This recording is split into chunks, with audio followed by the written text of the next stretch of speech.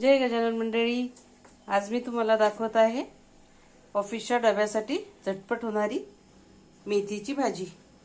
अगदी सोपी, साधी आणि पटकन होणारी ही मेथीची भाजी आहे।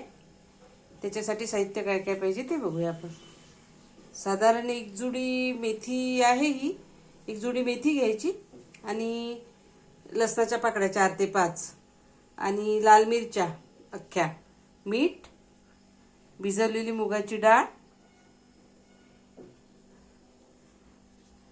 थोडा हिंग, जिरे, हळद आणि फोडणीसाठी इथे आपल्याला तेल लागणार आहे। तर इतकी लवकर होते भाजी, म्हणजे रात्री तुम्ही तयारी करून ठेवली तर अगदी 5 किंवा 10 मिनिटात ही भाजी तुमची होते, कारण भिजलेलीच असते डाळ आणि मेथी तर लगेच शिजते आणि खूप छान लागते चवीला।